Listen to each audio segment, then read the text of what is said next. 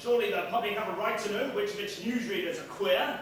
Of course they do, Sydney. The right to doorstep queer newsreaders is a cornerstone of our precious democracy. Take that freedom away and what have you got? Problem, that's what. Yeah, right. Anyway, Peggy, listen. I've been oiling around your beautiful boss for the last 3 months now. I think we can insult each other on first-name terms, eh? So why don't you defrost that grimace and call me Sydney, hmm?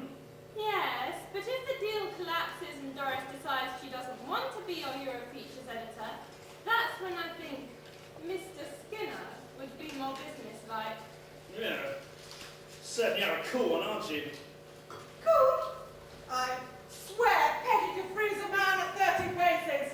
Sometimes when she opens her mouth, a light comes on. Well, listen to me, Doris. If you think I'm going to let her pull you out of this deal, after I've spent the last 3 months with my tongue rammed so far up your arse, I can count your Give pennies. it up! Peggy, Sydney wants me to sign this letter. He says it contains nothing binding. Oh, God, of course it doesn't. It's just a simple, polite, bloody note to a consortium of Huns who are considering paying you mucho marks and loads of lira to say that you might be interested in becoming their resident Euro bitch. You're not bound, you're not honoured, you're not going to wake up tomorrow to find the time and life history of the American Civil War on your doorstep. What it does do is create another building block of which to assemble the bloody deal. Peggy? Mr. Skinner's right. It's pretty innocuous. But I still wouldn't sign it, Doris. Why should you, if your present boss saw it? Present boss? Present boss? I'm sorry. I was under the impression, Doris, that your present boss was about to become your ex-boss. Fabulous! Just give it up. Hey, Peggy?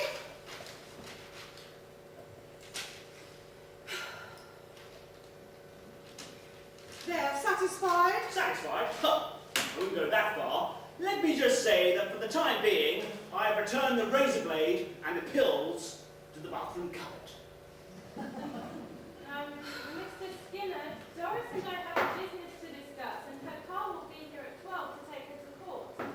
I don't want to rush you. Don't worry, darling. You won't. 12, Peggy? But we've got to pick up Eduardo! Eduardo is being picked up first. He'll be in the car. Eduardo. That's not that young, moody fellow who was slouching over there on the couch, grunting and absent-mindedly readjusting his wedding tackle last time I was here? Yes, it would be him, and so what? Well, I just don't think it's much of an idea bringing him to court, love, that's all. This whole toy boy thing of yours is rather naff, isn't it? He can't be more than 12. Eduardo is 21 years old, and we are very much an item. If he's on my arm coming out of discos, but not beside me in my hour of travail, it's going to make me look a bit of a sad old bag, isn't it? Isn't it? Well, if you think the presence of a preening little juvenile delinquent with a courgette down his trousers is going to help you win your case, you don't know British justice, Doris. Sweetheart, you've got your letter. I know, just finishing the old slur. We'll leave Eduardo out of this. Listen, all I'm saying is if you hear a gentle thud during the judge's summing up, don't bother to look around. It'll be Eduardo's balls dropping. Sydney, do your Teutonic employers want a columnist, or do they want a celebrity columnist? Doris, famous the spur, right? Well, toy boys are the price you pay for a happening image like mine.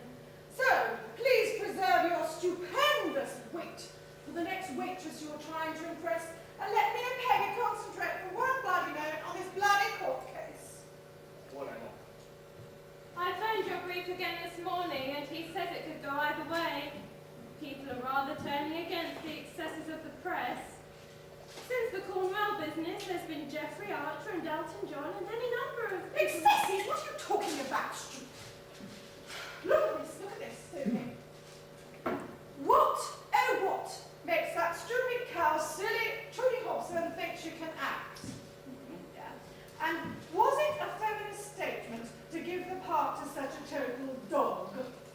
A robust but perfectly acceptable critique. As good-natured, two-fisted popular copy.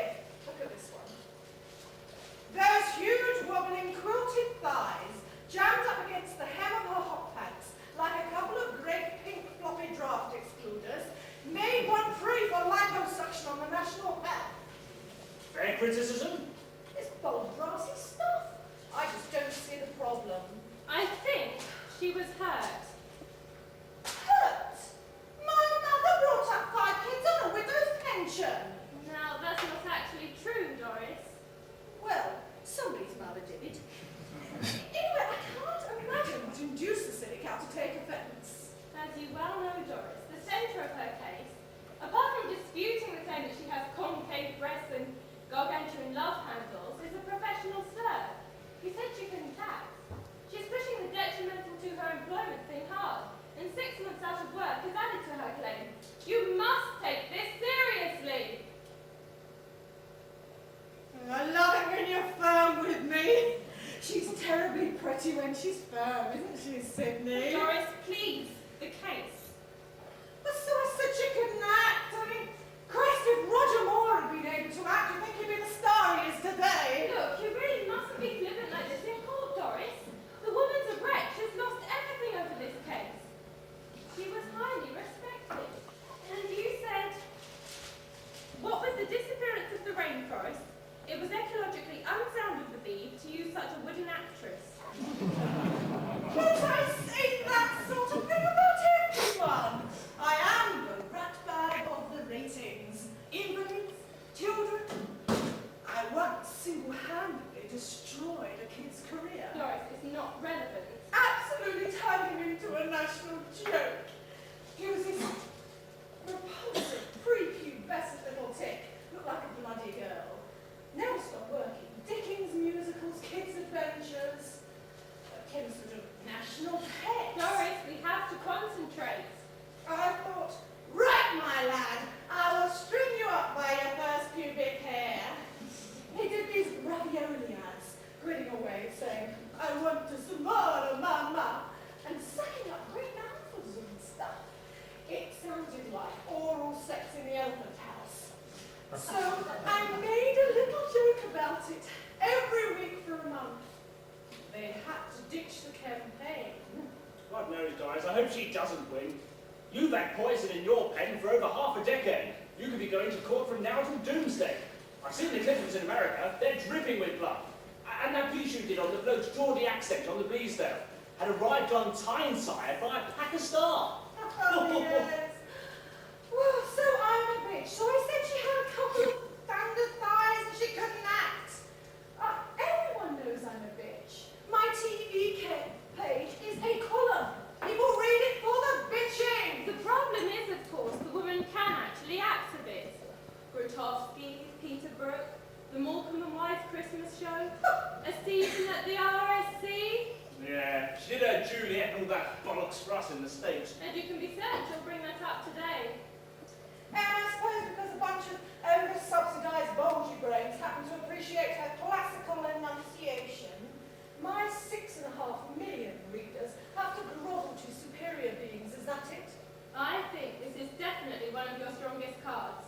Our lawyer says the judge we've got will love the anti-intellectual bit. If she starts playing a definitive Desdemona, she's in trouble. Yeah, the common touch. That's the way to play it. Of course it is. I mean, people actually like my stuff, unlike the almighty RSC, with people only pretend to like.